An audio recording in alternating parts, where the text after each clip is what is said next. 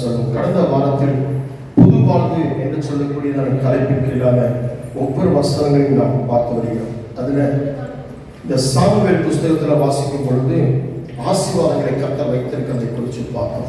நம்ம வீட்டுக்கு கர்த்தர் ஆசீர்வாதங்களை வைத்திருக்கிறதை குறித்து பார்த்தோம். அப்ப அந்த ஆசீர்வாதத்துக்கு தடையா இருக்கிற அந்த தடை, அந்த புதிய வாழ்வுக்கு போகாதபடிக்கு, அந்த புதிய வாழ்வுக்கு நாம அனுபவிக்க முடியாமல் இருக்கிறதுக்கு என்ன தடையா இருக்குன்னு சொல்லி பார்த்து எசேக்கியேல் 11ஆம் அதிகாரத்தில் வாசிக்கும் பொழுது அவர் ஒரு புதிய இதயத்தையும் புதிய ஆவியையும் நமக்குள்ள தருகிறபடினாலே நமக்கு ஒரு புதிய வாழ்வு கிடைக்கிறது என்று சொல்லி பார்ப்போம். இப்ப 21ஆம் வசனத்தை நாம் தியானிக்கும் பொழுது, ஆனாலும் சி என்று கலப்படத்தக்கதும் நடக்காம, ஆனாலும் சி என்று கலப்படத்தக்கதும் அருவருக்கப்படத்தக்கதுமான தங்கள் இருதயத்தின் இச்சையில எவர்கள் நடக்கிறார்களோ அவர்களுடைய வழியின் பலனை அவர்கள் தலையின் மேல் சுமரப்படும் என்று கர்த்தராகிய ஆண்டவர் சொல்கிறார். அப்ப என்ன சொல்லப்பட்டிருக்கிறது? சீன்றி கலப்படத்தக்கதும் அருவருப்படத்தக்கதும், சீன்றி கலப்படத்தக்கதும் அருவருப்புமான. அப்ப எது ஆண்டவர் கொடுத்த புதிய வாழ்க்கைக்கு நமக்குள் தடையா இருக்கிறது? அந்த புதிய வாழ்க்கைக்கு நாம் போக முடியாதபடிக்கு எது நமக்குள்ள தடையாக இருக்கிறது என்று சொல்லி பார்க்கும்பொழுது, சீயன்றி கலப்படத்தக்கதும் அருவருப்பும். அப்போ நமக்குள்ள இருக்கும் பொழுது இந்த புதிய வாழ்க்கையினுடைய ஆசீர்வாதத்தை நாம், நம்முடைய குடும்பம், நம்முடைய வீடு இழந்து போகிறது. நாமும் நம்முடைய குடும்பமும் அந்த ஆசீர்வாதத்தை இழந்து போகிறவர்களாக காணப்படுகிறோம். அந்த புதிய வாழ்க்கையை தரிக்கவோ பெற்றுக்கொள்ளவோ. இன்னைக்கு நம்ம நினைக்கிறோம், ஏதோ நமக்கு வேலை கிடைச்சா போதும், ஏதோ கொஞ்சம் வருமானம் வந்தா போதும், ஏதோ தூங்கினா போதும், சாப்பிட்டா போதும், ஒரு நல்ல நான்வெஜ்ஜோ வெஜ்ஜியோ சாப்பிட்டு ஹோட்டலில் வாங்கி சாப்பிட்டு சுதந்திர பறவை போல அப்படியே போயிட்டு வந்துட்டு இருந்தா இதுதான் ஆசீர்வாதம் நினைக்கிறேன். இது ஆசீர்வாதம் கிடையாது. நல்ல கவனமா பாருங்க. வீடு, வாசல், காடு, கரை, இது ஆசீர்வாதம் கிடையாது. எது ஆசீர்வாதம் அப்படின்னா, ஒருத்தன் நிம்மதியாக படுத்து நிம்மதியாக தூங்கி ஒரு சந்தோஷமாக இருக்கிறான், சிரித்த முகத்தோட, சமாதானத்தோடு. வேதம் சொல்கிறது, சமாதானத்தோடு இருக்கிறவனுடைய வீடு ஆசீர்வதிக்கப்படும். அப்போ வீட்டுக்குள்ள சமாதானம் இல்லாமல் முறுமுறுப்பு, கசப்பு, சாபம், மீறுதல், அக்கிரமம், கீழ்ப்படியாமை, ஒழுங்கின்மை, வீடு அசுத்தம், இதெல்லாம் இருக்குமே என்று சொன்னால் இது ஆசீர்வாதம் கிடையாது.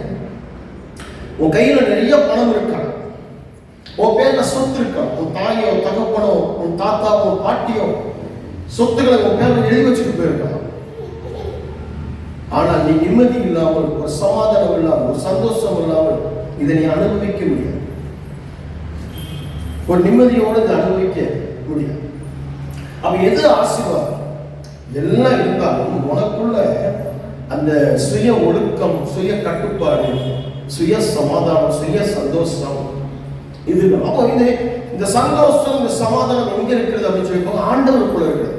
இது ஒரு சாராய கடையில் இல்லை, இது ஒரு சிகரெட் கடையில் அல்ல, ஒரு விபச்சார கூடத்தில் அல்ல, ஒரு விக்கிரக சங்கத்தில் அல்ல, உன் நண்பர்கள்ட்ட கிடையாது.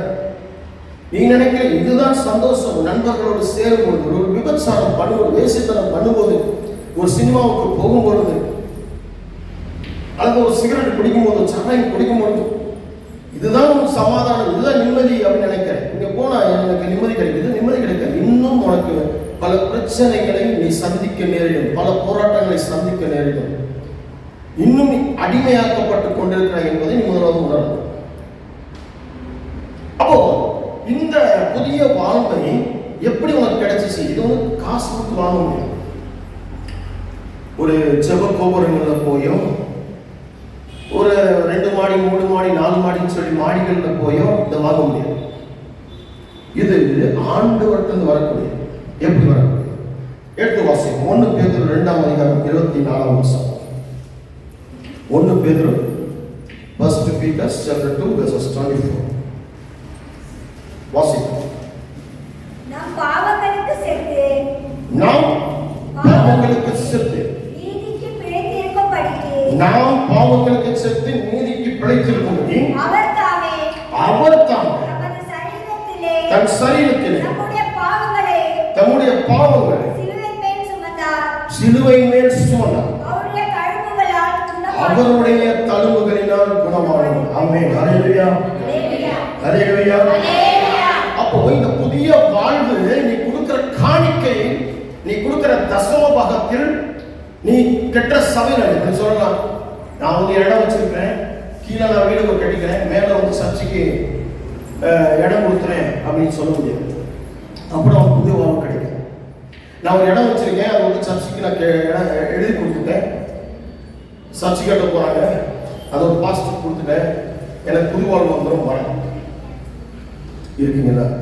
என் வீட்டுல நான் ஒரு வீடு கட்டியிருக்கேன், அந்த வீட்டுல வந்து ஒரு ஜெப அறை கட்டிட்டு இருக்கேன், அதுல வாரம் வாரம் ஒரு ஜெபத்தை, ஒரு கூட்டத்தை ஒழுங்கு பண்ண போறேன், உனக்கு புது வாழ்வு கிடைக்கும்.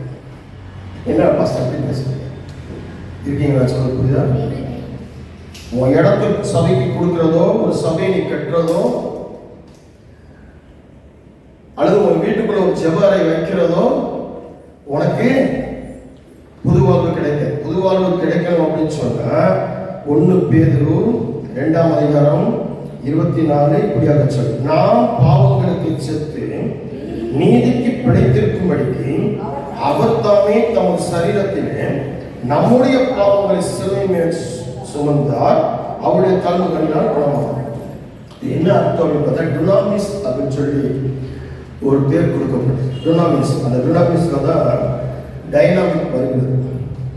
இந்த டுனாமிஸ் என்பது என்ன அப்படின்னு சொல்லி பார்க்கும்போது, ஏன்சியன்ட் கிரீக்ஸ்ல பார்க்கும்போது, அதாவது இந்த பழைய காலத்து கிரீக்ல பார்க்கும்போது டுனாமிஸ் சொல்றாங்க. இந்த டுனாமிஸ் அப்படின்றது, dunamis is a Greek philosophical concept meaning power அப்படின்னு சொல்லப்படுது. புரியுதா சொல்றது? பவர். இந்த டுனாமிஸ் அதுல வரக்கூடிய அந்த அதுல தான் டைனாமிக் வருது. அது என்ன அப்படின்னு சொல்லி பார்க்கணும், என்ன பொருள் அப்படின்னு சொல்லி பார்க்கணும். பவர், சக்தி வாய்ந்த அப்படின்னு சொல்லுவாங்க. இயற்கைக்கு அப்பாற்பட்ட, இயற்கைக்கு அப்பாற்பட்ட சூப்பர் நேச்சுரல். இயேசு கிறிஸ்து அந்த சூப்பர் நேச்சுரல் பவராக இருந்தார், இயற்கைக்கு அப்பாற்பட்ட ஒரு வல்லமை வாய்ந்தவராக இருந்தார். அதனாலதான் அவர் உன்னுடைய பாவங்களையும் என்னுடைய பாவங்களையும் நீயும் நானும் சாகாதபடிக்கு அவர் சாகும்படியாக, அவர் செத்து அவர் உயிர்த்தெழுந்து அவருடைய தழும்புகளினால் நீயும் நானும் குணமாகும்படியாக. அப்ப அந்த புதிய வாழ்வு இந்த டுனாமிஸ் டைனாமிக்ல இருக்கிறது. அப்போ இந்த புதிய வாழ்வை நான் எங்க பெற்றுக்கொள்கிறேன் அப்படின்னு சொல்லி பார்க்கும்போது, இயேசு கிறிஸ்துடைய மறைத்து உயிர்த்தெழுந்த மறைத்தலிலும் உயிர்த்தெழுதலும் நான் பெற்றுக்கொண்டேன். இதுலதான் புதிய வாழ்வு இருக்கு. புதிய வாழ்வு என்பது காசு கொடுத்து கடையில போய் வாங்க முடியாது. ஒரு சூப்பர் மார்க்கெட்லயோ ஒரு ஷோரூம்லயோ போய் ஒரு காரை வாங்குற மாதிரி, ஒரு பலசரக்கு ஜாமான் வாங்குற மாதிரி, கடுகு உளுந்த பருப்பு வாங்குற மாதிரி இந்த புதிய வாழ்க்கையை வாங்க முடியாது. இந்த புதிய வாழ்க்கை எப்படி வரணும் அப்படின்னு சொல்லி பார்க்கும்போது, உங்களுடைய அனுபவத்திலிருந்து அல்லது உங்களுடைய உணர்வுக்குள்ளிருந்து, உணர்ச்சி வசப்படுறதுன்னா உணர்ச்சி பேசணும் கிடையாது. கவனமாக கேட்டுக்கோங்க. உங்களுடைய பேச இப்போ நீங்கள் வாழ்ந்த வாழ்க்கையில் எப்படின்னா பேச மாட்டதான் வாழ்ந்துட்டு, உணர்ச்சி பூர்வப்பட்டு தான் வாழ்ந்துட்டு இருக்கீங்க, உணர்ச்சி வசப்பட்டு தான் வாழ்ந்துட்டு இருக்கீங்க. அது கிடையாது. இது வந்து உணர்வுள்ளவர். வேதம் சொல்கிறது பாருங்க, ஒரு இடத்துல கொலோசியர் 3ஆம் அதிகாரம் 4-10 வரைக்கும் வாசிப்போம். கொலோசியர் புஸ்தகம் 3ஆம் அதிகாரத்தை திருப்பிக்கோங்க. அந்த இடத்துல உங்களுக்கு தெளிவாக சில விஷயங்களை நான் சொல்லி இந்த நாட்களிலே தேவனுடைய வார்த்தைக்கு நிறைவேற்றி போகும். கொலோசியர் 3ஆம் அதிகாரம் திருப்பிக்கோங்க. கொலோசியர் புஸ்தகம் 3ஆம் அதிகாரம் 1-10 வரை, 4-10 வரை. தம்முடைய ஜீவனாகிய கிறிஸ்து வெளிப்படும் போது நீங்கள் அவருடைய கூட மகிமையில வெளிப்படுவீர்கள். இதுதான் புதிய வாழ்க்கை. புதிய வாழ்க்கை என்பது என்னன்னு தெரியுமா? இயேசு கிறிஸ்து, ஜீவனாகிய இயேசு கிறிஸ்து வெளிப்படும் போது நீங்களும் அவருடைய கூட மகிமையிலே வெளிப்படுவீர்கள். இயேசு கிறிஸ்து இரண்டாம் வருகையிலே இயேசு கிறிஸ்து வெளிப்படும் போது வெளிப்படுறது அது வேறு காரியம். இந்த நாட்களிலே நீயும் நானும் வாழ்ந்து கொண்டிருக்கிற இந்த வாழ்க்கையிலே, ஓ பிள்ளையும் என் பிள்ளையும் வாழ்ந்து கொண்டிருக்கிற இந்த வாழ்நாட்களிலே இயேசு கிறிஸ்து வெளிப்படும் பொழுது நீ நான் வெளிப்படுவது தான் புது வாழ்க்கை. இயேசுவை வெளியே காட்டணும், உன் நடையில வெளிப்படுத்தணும், உன்னுடைய பேச்சுல, உன்னுடைய செயல்ல, உன்னுடைய ஒழுக்கத்துல, உன்னுடைய பிராக்டிக்கல் லைஃப் எல்லாத்திலையும் என்ன பண்ணணும்?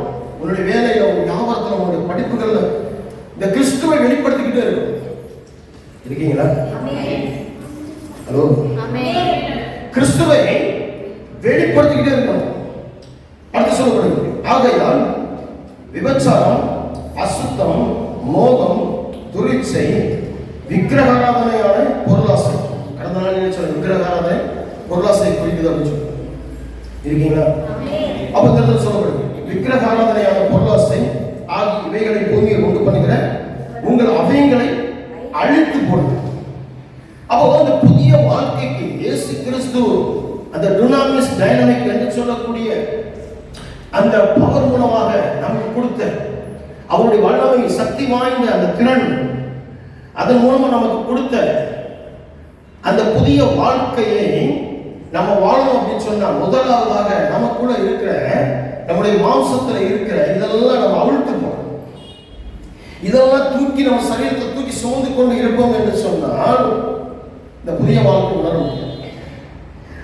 அதாங்க 11ஆம் அதிகாரத்தில் எசேக்கியேல் வாசகம் 21 வாசிக்கப்படும். சீயன்றி இழக்கப்பட கலக்கப்பட தக்கதும் அருவருப்பானதை முதலாவது நம்ம எடுத்துப்போம். இல்லைன்னு சொன்னா நம்ம தலையில தூக்கி சுமத்து. அப்போ பரலோகம் போறதுக்கு நீங்க காசு கொடுக்க வேண்டாம், இலவசம். நீங்க பாவம் செய்யணும், நீங்க காசு கொடுக்கணும். நீங்க செய்ய ஒவ்வொரு பாவத்துக்கும் நீங்க காசு கொடுக்கணும். சிகரெட் வாங்கணும்னா காசு கொடுக்கணும், சாராயம் வாங்கணும்னா காசு கொடுக்கணும், விபச்சாரம் வாங்கணும்னா காசு கொடுக்கணும், சூதாட்டம் ஆடணும்னா காசு கொடுக்கணும். ஆனா நீங்க பரலோகம் போகணும்னா நீங்க காசு இலவசம். நீங்க அன்பு செலுத்தி பரிசுத்தமா இருந்தா போதும். புரியுதா சொல்றேன்? ஆனா நீங்க என்ன பண்றீங்க? இலவசமாய் கிடைக்கக்கூடிய தேவனுடைய அன்பையும், தேவனுடைய தயவையும், தேவனுடைய சமாதானத்தையும், தேவனுடைய அந்த ஒழுக்கத்தையும் விட்டுட்டு நீங்கள வேற என்ன பண்றீங்க? காசை கொடுத்து பாவ கிணறுக்குள்ள, பாவ சேற்றுக்குள்ள நீங்க என்ன பண்ண, நீங்களே போய் என்ன பண்றீங்க? நீ தள்ள வேண்டாம், நானே ஜம்ப் பண்ண, நீ எனக்கு நீச்சல் கற்றுக் கொடுக்கணும்னா நானே உள்ள போய் நீந்தி கிடக்கிறேன், நானே மூழ்கி கிடக்கிறேன். அப்போ புதிய வாழ்வு எங்க போச்சு? அந்த புதிய வாழ்வு எப்படி போச்சு? ஆண்டவர் கொடுக்கலையே. இப்போ வந்து ஆண்டவர் கொடுங்க, புதிய வாழ்வு கொடுங்க, புதிய வாழ்வு கொடுங்க, புதிய வாழ்வு கொடுங்க. ஏற்கனவே ஆண்டவர் கொடுத்துட்டாரு. அவருடைய வல்லமையினால, அவருடைய பவர்னால, அவருடைய சக்தினால, அந்த சூப்பர் நேச்சுரல் பவர்னால உடைச்சிட்டாரு. மறுபடி நம்மளோட பாவம் வரதுக்கான காரணம் என்ன? நாம் என்ன செய்யறது? அவிழ்த்து போடுவோம், அழிக்க மாட்டோம். அவிழ்த்து போடுறது வேற, அழிக்கிறது. அழிக்கிறதுன்னா அது என்ன பண்ண, இல்லாமல் ஆயிடும். இனிமேல் நான் விபச்சாரம் பண்ண மாட்டேன், திரும்ப செய்வோம். திரும்பி நான் களவாட மாட்டேன், களவாடும். பொய் சொல்ல மாட்டேன், பொய் சொல்லுவோம். கோவப்பட மாட்டேன், கோவப்படும். விக்கிரக ஆராதனை பண்ண மாட்டேன், விக்கிரக ஆராதனை பண்ணுவோம். பொருளாசம் பண்ண மாட்டேன், பொருளாசம் பண்ணுவோம். இதெல்லாம் நம்ம அவிழ்த்து வைக்கிறதும் திருப்பி தூக்கி மாட்டுவோம். எப்படி ஒரு கோட்டு சுருட்டு போட்டு அந்த கோட்டு சுருட்டுல ஒரு கோட்டராக்கில் போய் மாட்டி ஒரு ஆங்கர்ல மாட்டி வைக்கிறோமோ, திரும்ப அது வேணுங்கிறப்ப எடுத்து மாட்டிக்கிறோமோ, அதே போலதான் நீங்க ஒவ்வொரு பாவங்களையும், ஒவ்வொரு மீறுதலையும், ஒவ்வொரு அக்கிரமங்களையும் நம்ம மறுபடியும் ஆண்டவர் சபைக்கு வரும்பொழுது என்ன பண்றோம்? அது தூக்கி கோட்டராக்கில் மாட்டி வந்துடுது. சபையெல்லாம் முடிச்சோன்னா பையெல்லாம் தூக்கி சபையில பையெல்லாம் தூக்கி கையில கீழே வச்ச உடனே திரும்ப என்ன பண்ணாங்க? தூக்கி மாட்டோம். வேதம் சொல்ல அடிக்கணும். நீங்களும் சொல்லப்படுது, ரொம்ப அழகா சொல்லுவது. ஆகையால் விபச்சாரம், அசுத்தம், மோகம், துரிச்சை, விக்கிரகாராதனையான பொருளாசை ஆகிய இவைகளை பூமியில் உண்டு பண்ணுகிற. அப்ப பூமியில் உண்டு பண்ணுகிறது யாரு? உங்களுடைய அவைங்க, உன் கண். இந்த மாம்சம் என்ன செய்யுது அப்படின்னு சொல்லி பார்க்கும்போது, உங்களுடைய சரீரம் என்ன செய்யும் பார்க்கும்போது, இச்சைகளினால இழுக்கப்பட்டு தூண்டப்பட்டு இந்த மாம்சம் அதை ஏற்றுக்கொண்டு அந்த மாம்சம் இங்கிருந்து என்ன பண்ணுது, நேரா வெளி மனசுக்குள்ள அனுப்புது. வெளியே மனசுக்குள்ள போனா அது உள் மனசுக்குள்ள அனுப்புது, அந்த சப்கான்சியஸ் மைண்டுக்குள்ள அனுப்புது. அப்போ உன்னுடைய மனம் பாவம் செய்கிறதுக்கு, உன்னுடைய ஆழ் மனசு, உள்ளாங்க மனுஷன் பாவம் செய்கிறதுக்கு, உன்னுடைய வெளி சரீரம், வெளி மனுஷன், வெளி மனசுக்காரன், உன்னுடைய கை, உன்னுடைய கால், உன்னுடைய கண், உன்னுடைய காது, உன்னுடைய சுவாசம், உன்னுடைய மூக்கு, உன் சரீரம் விபச்சாரத்தை கேட்குது, வேசுத்தனத்தை கேட்குது, சிகரெட்டை கேட்குது, சாராயத்தை கேட்குது, விக்கிரகாரத்தை கேட்குது. அப்போ இது அந்த மனசுக்கு தள்ளப்படுது, வெளி மனசுக்கு தள்ளப்படுது, வெளி மனசு உள் மனசுக்கு தள்ளப்படுது. அப்ப நீ பாவத்துக்கு ஆளாக்கப்படுகிற, துரிச்சைகளுக்கு ஆளாக்கப்படுகிற.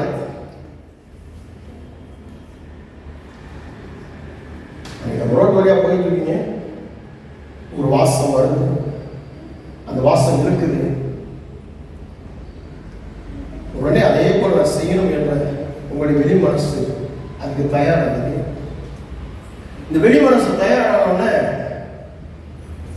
இந்த வெளி மனசு கம்பல்சரியாக கட்டாயப்படுத்தி அதை வாங்கி ஆகணும் ஒரு பிடிவாதத்தோட உங்களை உந்து பண்ணி உந்தி தள்ளி அது உடனே போய் என்ன ஆகுது, ஆள் மனசுக்குள்ள போய் உள்ள தழுது. ஆள் மனசுக்குள்ள போன உடனே அது நிறைவேறும்.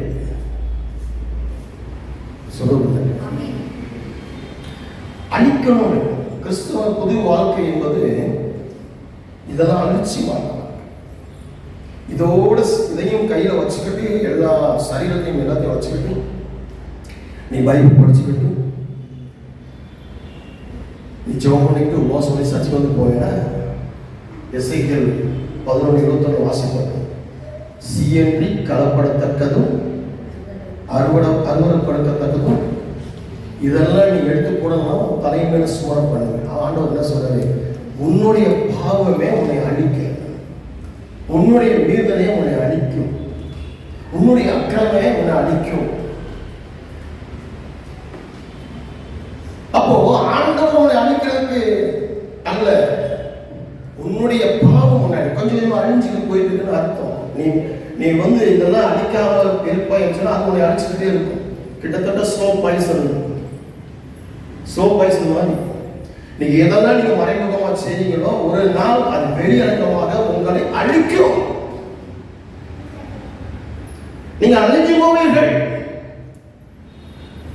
ஆண்டவர் உங்களை அழிப்பதல்ல, தீர்க்கதரிசிகள் அழிப்பது கிடையாது, பரிசுத்தாவியை அழிப்பது கிடையாது. உன்னுடைய பாவம், உன்னுடைய மீறல் அது தலைமையில இறங்கும் பொழுது அது உன்னை முழுமையாக அழிச்சு. இப்ப தெரியாது பாவம் செஞ்சுட்டு இருக்கேன்னு நமக்கு தெரியாது, மீறல் செஞ்சிருக்கேன்னு தெரியாது, பிடிவாதத்தில் இருக்கும்போது தெரியாது, உங்களுக்கு என்ன நேரம் போது எப்படி ஆக போறீங்கன்னு தெரியாது. அது வரும்போது ஒண்ணு செய்யும். வேதம் சொல்லு, இவைகளின் பொருட்டே கீழ்ப்படியாமை பிள்ளைகள் மேல் தேவ கோபாக்கினர்.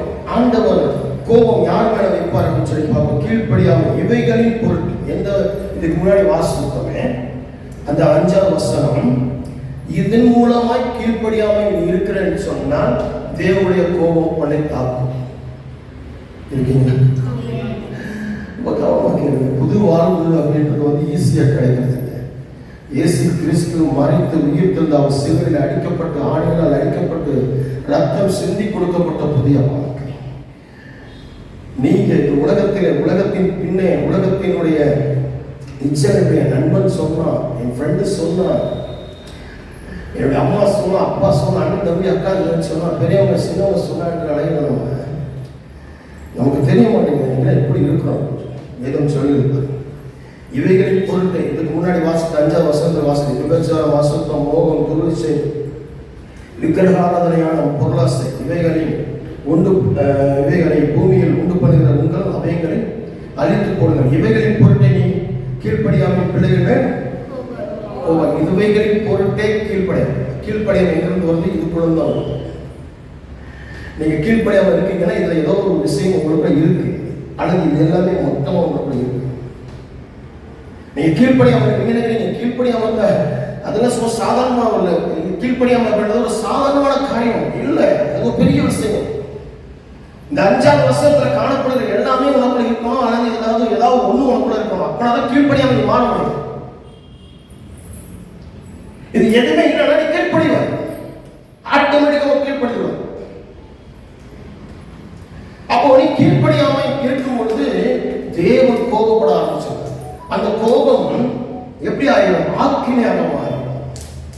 ஆக்கினையாக மாறும் என்ன ஆயிரும்? அழிஞ்சு போயிடும். அதை வேறு சொல்லு. நீங்களும் முற்காலத்தில் அவர்களுக்குள்ளே சஞ்சரித்த போது அவைகளை செய்து கொண்டு வந்தீர்கள். இப்பொழுதோ கோபமும் மூர்க்கமும் பொறாமையும் உங்கள் வாயில் பிறக்கலாகாத தூஷணமும் வம்பு வார்த்தைகளும் ஆகிய இவைகளை எல்லாம் விட்டுவிடுங்கள். கோபத்தை விட்டுறணுமா? மூர்க்கத்தை விட்டுறணுமா? பொறாமையை விட்டுறணுமா?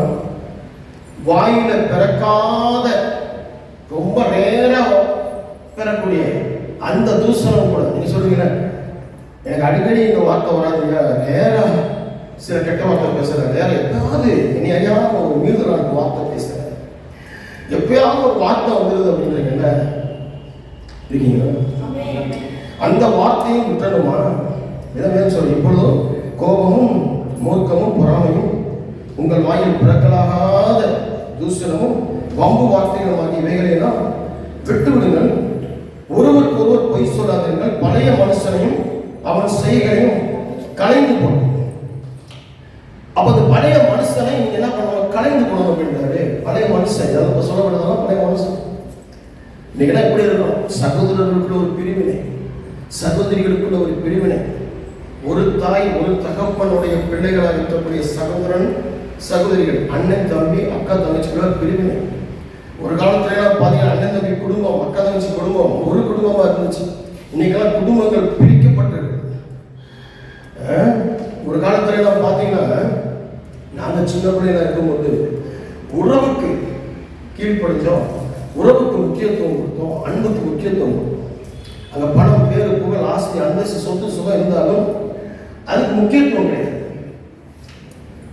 ஜனங்களுக்கு முக்கியத்துவம் கொடுத்தோம். ஆனால் இந்த நாட்களில இன்னைக்கு எப்படி இருக்கு அப்படின்னு சொல்லி பார்க்கும்பொழுது பணத்துக்கு முக்கியத்துவம், சுயத்துக்கும் சுய இச்சைகளுக்கு முக்கியத்துவம் கொடுக்கணும். உறவுகளுக்கு என்ன பண்ணுறோம்? தள்ளப்படுறோம். உறவுகள் சகோதரர்களுக்குள்ள பெரிய பிரிவினை. அண்ணன் தம்பி எப்படி இருக்கிறோம்? ஒருத்தருக்கு ஒருத்தர் பேச முடியாமல், அண்ணன் தம்பி மற்றவங்க அக்கா தங்கச்சி பேச முடியாமல், தாயும் தகப்பனும் பெற்றோரும் பிள்ளைகளும் பேச முடியாமல், பெற்றோர்களுக்கும் பிள்ளைகளுக்கும் ஒரு பிரிவினையாக, சகோதரர்களுக்கு ஒரு பிரிவினையாக, சகோதரர்களுக்கு ஒரு பிரிவினையாக காணப்படுகிறோம். இதெல்லாம் என்ன காரணம் சொல்லி பார்க்கும் பொழுது நமக்குள்ள இருக்கக்கூடிய பொய்கள், உண்மை கிடையாது, யாருக்கிட்டையுமே உண்மை கிடையாது, வம்புகள், வழக்குகள். அண்ணனுக்கு தம்பிக்கு ஒருவருக்கு ஒரு சண்டை வந்து வழக்கு போட்டு கோர்ட்டில் போய் நிப்பாட்டி சொத்தை பிரிக்கிறதுக்காக நிற்கிறோம், இல்லைன்னா பஞ்சாயத்தில் போய் நிற்கிறோம், போலீஸ் ஸ்டேஷனில் போய் நிற்கிறோம். இப்படிலாம் பண்ணிக்கிட்டு இருக்கிறோம். இருக்கீங்களா? இன்னைக்கு என்ன போச்சு? இது எல்லாமே நமக்குள்ள இருக்கு. ஆனால் வேதம் சொல்லி ஒருவருக்கு ஒருவர் பொய் சொல்லாதீர்கள். பழைய மனுஷனை அவன் செய்கிற கலைந்து போட்டு தன்னை சிருஷ்டித்தவருடைய சாயலுக்கு ஒப்பாய் பூரண அறிவதைப்படி புதிதாக்கப்பட்ட புதிய மனுஷனை தரித்துக் கொண்டிருக்கிறீர்கள். நல்ல கவனமா கேளுங்க. அறிவுள்ள ஒரு புதிய மனுஷன் வேதமாக சொல்றது. பழைய மனுஷனை அவன் செய்களில் கலைந்து போட்டு தன்னை உருவாக்கினவருடைய, தன்னை படைத்தவருடைய, தன்னை சிருஷ்டித்தவருடைய சாயலுக்கு ஒப்பாய் பூரண அறிவடைகள், பூரண அறிவடை, பூரண அறிவு உங்களுக்கு வேணும். உங்களுக்குள்ள அந்த பூரண அறிவு வேணும். நீங்களும் எப்படி இருக்கீங்கன்னா சொல் புத்தி. யாருக்குமே இப்போ தாம் புத்தி கிடையாது. ஆண்டவர் கொடுக்குற புத்தி அறிவு கிடையாது. தாம் புத்தியும் கிடையாது, ஆண்டவர் கொடுக்குற புத்தியும் கிடையாது, நல்லவங்க கொடுக்குற புத்தியும் அறிவும் கிடையாது. இருக்கீங்களா? நல்லவங்க கொடுக்குற அறிவும் புத்தியும் கிடையாது. இப்போ கூட சொல் புத்தி. அவன் சொன்னா கேட்டானே, இவன் சொன்னா கேட்டானே, அவன் காசு கொடுக்குறாங்க அதனால கேட்டு நடக்கிறேன், அவன் வேலை கொடுக்குறாங்க கேட்டு நடக்கிறேன், அவன் தான் எனக்கு கடைசி காலத்தில் தூக்கி போடுவான். அதனால கேட்கிறேன், இப்படிதான் நம்ம நடக்கணும் இருக்கீங்க. இப்படிதான் வாழ்ந்து கொண்டிருக்கோம். நீங்க இந்த பழைய மனுஷனை கலந்து போடாதபடிக்கு புதிய மனுஷனை தரித்துக் கொள்ள முடியாதபடிக்கு குழந்தைய புத்தகம் அழகாக சொல்லுங்க. 2 கொரிந்தியர் 5ஆம் அதிகாரம் 17ஆம் வசனம். 2 கொரிந்தியர் 5ஆம் அதிகாரம் 17ஆவது வசனம். நல்ல ஒரு வார்த்தையை குறித்து பார்ப்போம். 2 கொரிந்தியர் புத்தகம். அப்போஸ்தலர் பவுல் கொரிந்து பட்டணத்துக்கு எழுதும்போது அழகாக சொல்றார். இந்த இப்படி இருக்க ஒருவன் கிறிஸ்துவுக்குள் இருந்தால் புதிய சிருஷ்டியா இருக்கிறான், பழையவைகள் ஒழிந்து போய் எல்லாம் புதிய. இதுதான் புதிய வாழ்க்கை. இதுதான் புதிய வாழ்க்கை. இந்த புதிய வாழ்க்கை என்பது கிறிஸ்துவோடு ஒப்புரவாக்கப்பட்ட ஒரு வாழ்க்கை. தகுதி இல்லாத நம்மை தகுதிப்படுத்துகிற ஒரு வாழ்க்கை, பலன் இல்லாத நம்மை பலப்படுத்துகிற ஒரு வாழ்க்கை. அப்ப இந்த புதிய வாழ்க்கைக்குள்ள போகும் பொழுது 2 Samuel 7ஆம் அதிகாரத்தை நம்ம பார்க்கும்போது என்னுடைய வீடு ஆசீர்வதிக்கப்படும். அடியனுடைய வீடு ஆசீர்வதிக்கப்பட்டிருக்கும். அப்ப எப்படி என் வீடும் என் பிள்ளைகளும் நானும் என்னுடைய மனைவியும் என் கணவனும் தேவனை நோக்கி அல்லது தேவனை சார்ந்து. இதுதான் வாழ்க்கை. நீங்க நம்ம எப்படி இருக்கிறோம்? இன்னைக்கு எதை சார்ந்து இருக்கிறோம்? ஒரு மனுஷனை சார்ந்து இருக்கிறோம் அல்லது பாவத்தை சார்ந்து இருக்கிறோம்? ஒரு குடிக்கிறவன் குடியை சார்ந்து இருக்கிறோம், விபச்சார சார்ந்து இருக்கிறோம், பொய்யான மனுஷனை பொய்யான மனுஷியை அதை நம்பி வாழ்ந்து கொண்டிருக்கிறோம். நீ என்ன நம்பிக்கையில் வாழ்ந்து கொண்டிருக்க? எனக்கு ஒன்றும் நேரிடாது, நான் நல்லா இருப்பேன், எதை நம்புறோம்? நம்பிக்கைக்கு அப்பாற்பட்ட நம்பிக்கையிலே மேன்மையாக இருக்கிற விசுவாசமான கிறிஸ்துவுக்குள்ளாகவா அல்ல இந்த பூமியில தெரிகிற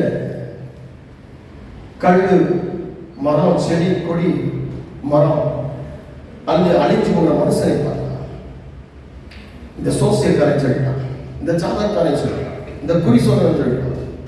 நான் வேலை பார்க்குற இடத்துல அவங்க சொல்லிட்டாங்க, நான் இருக்கேன்னு சொல்லிட்டாங்க.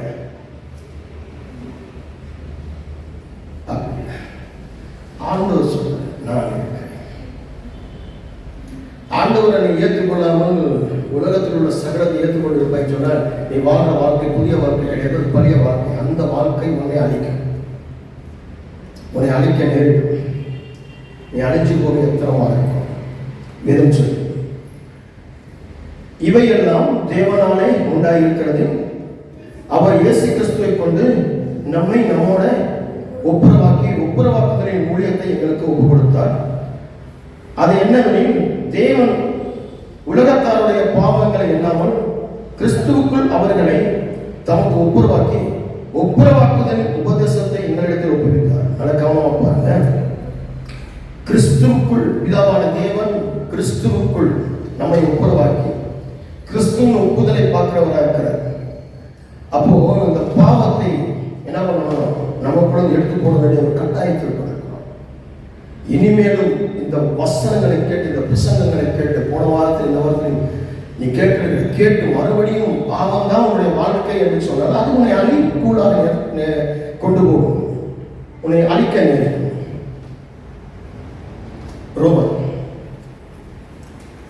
ரோமரை எடுத்துக்கோங்க. 16வது அதிகாரம் ரோமர் புஸ்தகம். அப்போஸ்தலனாகிய பவுல் ரோமபுரிக்கு ஜனங்களுக்கு எழுதும்போது ரொம்ப அழகாக இருக்கிறார். 19வது வசனம், உங்கள் கீழ்ப்படிதல் யாவருக்கும் தெரிய வந்திருக்கிறது, ஆகையால் உங்களை குறித்து சந்தோஷப்படுகிறேன். இங்கே வாசம், ஆனாலும் நீங்கள் நன்மைக்கு ஞானிகளும் தீமைக்கு பேதைகளுமாய் இருக்க வேண்டும் என்று விரும்புகிறேன். நல்ல கவனமாக கேளுங்க. நன்மைக்கு ஞானிகளாகவும் தீமைக்கு பேதைகளாகும். நன்மைக்கு நீங்க எப்படி இருக்கணும்? ஞானிகளா இருக்கணும். தீமைக்கு முட்டாளா இருக்கணும். ஆனா நீங்க எப்படி இருக்கீங்க? தீமைக்கு ஞானிகளா இருக்கிறீங்க, நன்மைக்கு முட்டாளா இருக்கீங்க. நீங்க தலைகளை புரியுதா? சொல்ல புரிதல். நன்மைக்கு ஞானிகளாகவும் தீமைக்கு முட்டாளாக இருக்கணுமா? ஆனால் நீங்க தீமைக்கு ஞானிகள். நீங்க தீமை செய்யறதுல ஞானிகளை போல. நீங்க தீமை செஞ்சுக்கிட்டு பெரியவங்களை மதிக்காம, ஆண்டவரை மதிக்காம, பெற்றோர்களை மதிக்காம, கடன் கொடுக்காம, கடவுளை மதிக்காம ஊழியக்காரர்களை மதிக்காம கனம், தேவனுடைய வார்த்தையை மதிக்காம கனம் பண்ணாம உங்க பாவத்தை நீங்க செய்யறதுனால அந்த பாவம் பெருசு நினைச்சு நீங்க ஞானிகள் போல இருக்கீங்க. தீமைகளுக்கு நீங்க ஞானிகளாக இருக்கீங்க. அதனால என்ன உங்களுக்கு தெரிய மாட்டேன். என்ன ஒரு பாவத்தின் சம்பளம் வரணும்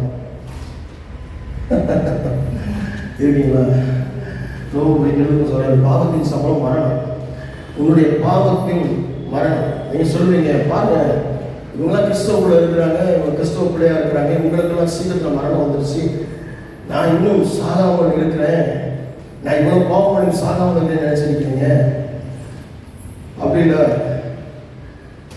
பாவம் என்பது உங்களை அணுவா ஸ்லோ பாய்சனா வாழ வைக்கிற மாதிரி வச்சுக்கிட்டே உங்கள் உள்ள குறிக்கிட்டு இருக்கு. எலும்புரிக்கு நோய் மாதிரி, டிபி மாதிரி. டிபி என்பது பார்த்தீங்கன்னா எலும்புரிக்கு. எலும்புரிக்கு என்பது எப்படின்னா விடிய தெரியாது, எலும்பை ஆளை குடிக்கிட்டே இருக்கும். அதேமாதிரி கேன்சர், புற்றுநோய் வெளியே தெரியாது. வெளியே பார்க்கும்பொழுது டிப்டாப்பாக ட்ரெஸ்லாம் போட்டுருப்பாங்க, கேன்சர் இருக்கிறது தெரியாது. அது என்ன ஆகும், ஒரு நாள் அனுப்புல போயிடும். நீங்கள் நினைக்கிற தீமை செஞ்சுக்கிட்டு ஞானிகள் என்ன நினைக்கிறீங்க, அதெல்லாம் பெருசாக நீங்கள் நினைக்கிறீங்க. அது உங்களை சட்டனாக அல்ல, கொஞ்சம் கொஞ்சமாக அணுவணுவாக உங்களை வேதனை நீங்கள் செய்கிறதுக்கெல்லாம் இப்போ செய்கிற பாவங்கள் எல்லாம் எவ்வளோ சந்தோஷமாக சிரிப்பாக ஏற்றுக்கிறீங்களோ அதே மாதிரி கொஞ்சம் கொஞ்சமாக அழுக வச்சு, வேதனைப்படுத்தி, வடிக்க வச்சு, துன்பப்படுத்தி, துயரப்படுத்தி கொஞ்சம் வேதம் சொல்லுது. அதான் 2 கொரிந்தியர் 5:20 ஆனபடினாலே தேவனானவர் எங்களை கொண்டு புத்தி சொல்கிறது போல நாங்கள் கிறிஸ்துவுக்காக ஸ்தானாபதிகளாக இருந்து தேவனோட ஒப்புரவாகுங்கள் என்று கிறிஸ்துவ நிமித்தம் எங்களை வேண்டிக் கொள்கிறோம். புத்தி சொல்லி புத்தியை கேட்க மாட்டேங்கிறோம். நம்மளை எப்படிங்கிறோம், புத்தியை கேட்க மாட்டேங்கிறோம். நல்ல புத்தியை கேட்க மாட்டேங்கிறோம். நல்ல புத்திகளை எடுத்துக்கிற மாட்டேங்கிறோம். நல்ல புத்தி பவுல் சொல்றாரு, நாங்கள் வேண்டுகிறோம், நல்ல புத்தி சொல்லி உங்களுக்கு வேண்டுகிறோம், கிறிஸ்துக்குள்ளான புத்திகளை சொல்லி வேண்டுகிறோம். இன்னைக்கு கிறிஸ்துக்குள்ளாக நாங்கள் சொல்லும் போது நீங்க எப்படி இருக்கீங்க? ஊழியக்காரர்களை வெறுக்கிறீங்க, ஊழியக்காரர்களை பயக்கிறீங்க, ஊழியக்காரர்களை சபிக்கிறீங்க, ஊழியக்காரர்களுக்காக செய்வன வைக்கிறீங்க, ஊழியக்காரர்களுக்காக முகமாத்திரம் வைக்கிறீங்க, ஊழியக்காரர்களுக்காக என்ன பண்றீங்க? நீங்க சோசியக்காரங்க போய் என்ன பண்றீங்க? படையல் பண்ணி எல்லாம் பண்ணி ஊழியக்காரர்களை முடக்கி போடணும்னு நினைக்கிறீங்க. முடியாது. ஏனென்று சொன்னால் நாங்கள் கிறிஸ்துவுக்குள்ளாக ஒப்புரவாக்கப்பட்டிருக்கிறோம். கிறிஸ்துவுக்குள்ளாக அவர் மாதிரி துணித்திருந்தனால அந்த புதிய வாழ்க்கைக்குள்ள கர்த்தர் எங்களுக்காக யுத்தம் பண்ணுவார். யுத்தம் பண்ணவர் எங்களுக்காக யுத்தம் பண்ண வல்லவர். அப்போ எப்படி இருக்கிறோம்? புத்தி சொல்லும் போது புத்தியை கேட்கிறோமா? இன்னைக்கு புத்தியை கேட்டு நடக்கிறேன். யாரும் ஒருத்தர் கை தூக்கி சொல்லுங்க. புத்தி யாருமே புத்தி கேட்டு நடக்க ஒருத்தர் சொல்லுங்க. அப்போ அந்த புத்தி என்பது ரொம்ப முக்கியமானது. புத்தி என்பது என்ன? எனக்குள் தெரியாததை, நான் அறியாததை, நான் புரியாததை, நான் வழி தப்பி போறதை சீர்படுத்தக்கூடியது புத்தி.